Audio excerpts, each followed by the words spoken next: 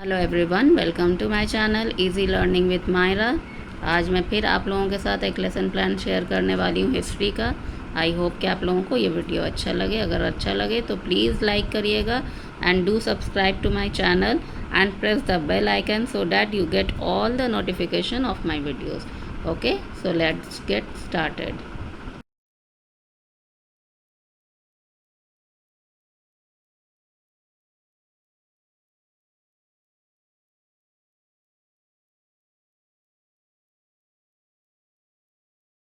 ये है आज का मेरा लेसन प्लान। सबसे पहले, जैसा कि आपको पता है, date, subject and topic, class, period, duration. Subject history है, टॉपिक है व्हेन पीपल रेबल। टॉपिक अभी आपको नहीं मेंशन करना है। इसके अलावा है क्लास है, पीरियड है एंड ड्यूरेशन है। ठीक है। जर्नल एम्स देख लेते हैं। To develop students interest in subject, to enhance students learning ability, to encourage students cognitive level, to develop students reading and writing skill, to develop comprehensive level among the students. Specific aims knowledge domains का, student will be able to recognize the leaders participated in the rebel, student will be able to recall the events. Comprehensive domains, student will be able to explain the content, student will be able to identify the causes and effect of the rebel. And application domain का, student will be able to find out important information. Student, it will enable the students to construct the scenario in their mind. इसके बाद material add हम क्या क्या use करेंगे? Book, chart, chalk, duster, pointer, roller board, whatever you are using is your material aid. Previous knowledge, student have some knowledge about the expansion policies of British empire. Okay, इसके बाद ये देखते हैं हमारा introductory questions. सबसे पहला है, when did East India Company established their rule in India?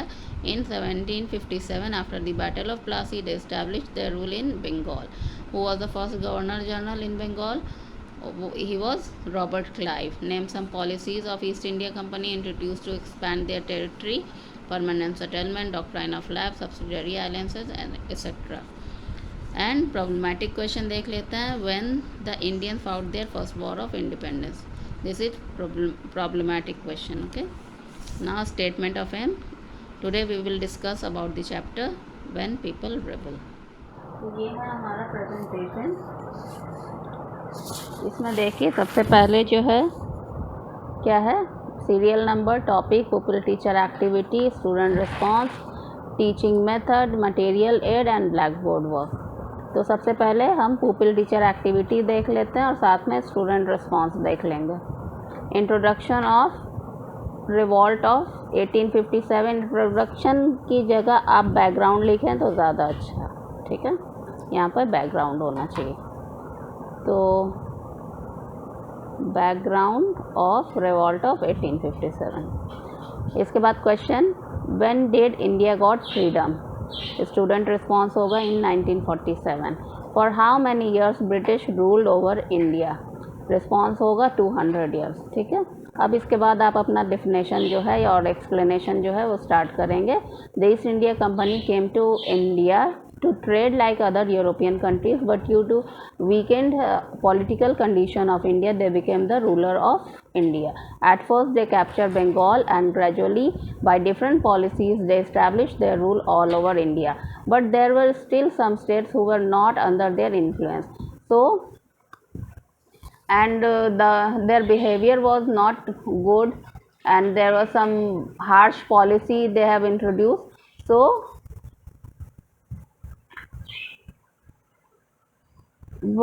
the worst condition of India outbroke a revolt in March 1857, which is known as the Revolt of 1857 or Sepoy Mutiny or First War of Independence in India.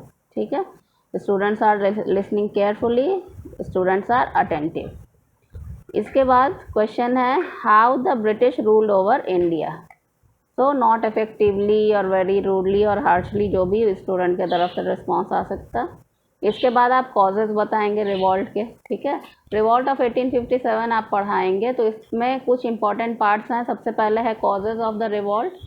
इसके बाद जो event है main जो event कैसे शुरू हुआ, कुछ leaders के नाम, ये सारा कुछ आएगा। उसके बाद आएगा कॉजेज़ ऑफ फेलियर, के फेल क्यों हुए, और उसके बाद आएगा उसका इफ़ेक्ट क्या पड़ा था। ठीक है, तो इसमें कुछ पॉइंट्स आप अपनी तरफ से ऐड कर सकते हैं जो आपको ज़्यादा मतलब इम्पॉर्टेंट लगे। तो कॉजेज़ में देख लेते हैं। The background for the revolt was not happen in one day, it was the outbreak after the 100 years of being suppressed.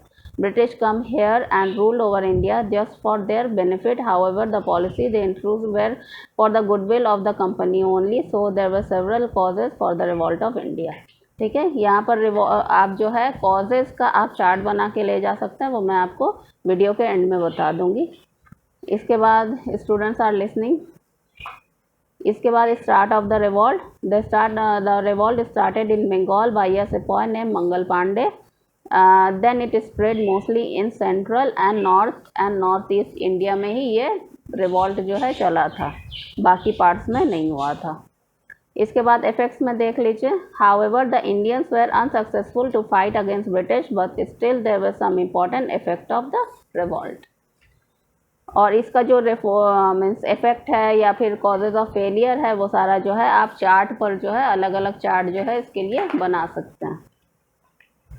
तो इसमें भी students are very attentive. Method देखिए, पहले क्वेश्चनिंग मेथड है, एक्सप्लेनेशन मेथड है, explanation method, questioning method, explanation method, ये सारा teaching methods है। इसके बाद यहाँ पर आपको ब्लैक बोर्ड वर्क शो करना होगा।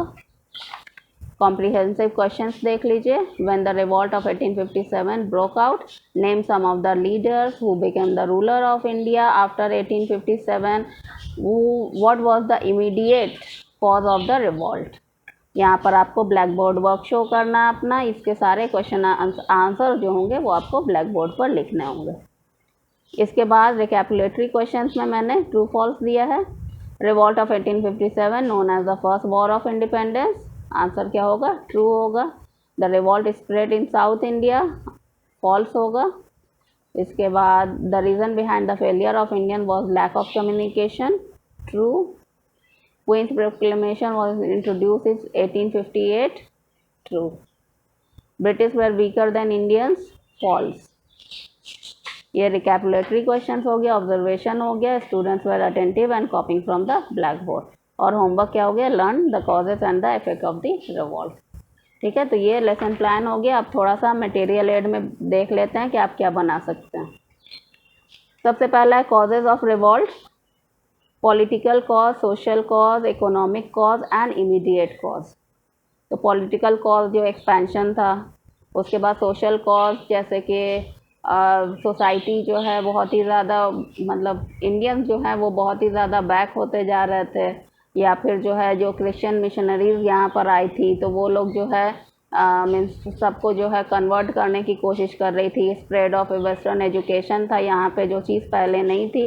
तो सोसाइटी में बहुत ज़्यादा चेंजेस आ रहे थे। इकोनॉमिक कॉज क्या है कि यहाँ से ड्रेन ऑफ वेल्थ हो रहा था, यहाँ से जितनी भी कमाई होती थी वो सारा जो है वो ब्रिटेन चला जाता था, इंडियंस को उसमें कुछ भी नहीं मिलता था। और इमीडिएट कॉज जो इनफील्ड राइफल वाला जो कॉज है वो इमीडिएट कॉज हो जाता है। तो ये कॉजेज ऑफ द रिवॉल्ट हो गए। इसके बाद कॉजेज ऑफ फेलियर क्या क्या थे, लैक ऑफ वेपन, इंडियंस के पास उस तरह के हथियार नहीं थे। नो लीडरशिप, मतलब प्रॉपर लीडर्स तो बहुत थे लेकिन प्रॉपर लीडरशिप नहीं थी। कोई एक ऐसा लीडर नहीं था जो कि पूरे रिवॉल्ट को जो है वो गाइड कर सके, सारे लोगों को गाइड कर सके। ठीक है, लैक ऑफ कोऑर्डिनेशन, तो कोऑर्डिनेटेड नहीं था, मतलब एरिया वाइज रिवॉल्ट हो रहा था। ये रिवॉल्ट ऑफ 1857 ऐसा नहीं था कि सारे इंडियंस मिलकर जो है ब्रिटिश के अगेंस्ट में जा रहे थे। वो एरिया वाइज जो है दिल्ली से कोई और कर रहा था, कानपुर से कोई और कर रहा था, झांसी से कोई और कर रहा था, बंगाल से कोई और रिवॉल्ट कर रहा था। तो इस तरह से जो है कोऑर्डिनेशन नहीं था।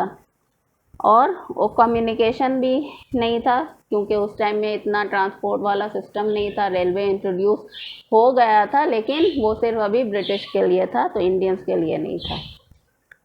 अच्छा, इसके बाद जो है इफेक्ट्स ऑफ रेवोल्यूशन आप दिखा सकते हैं कि abolishment of east India company.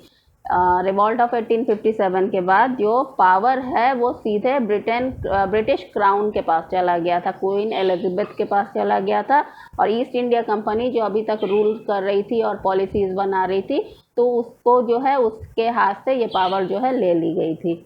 इसके बाद क्वीन प्रोक्लेमेशन वही है जो कि इंट्रोड्यूस हुआ था 1 नवंबर 1858 को, और इसके थ्रू क्या हुआ था कि क्वीन ने सारा पावर जो है अपने अंडर में ले लिया था।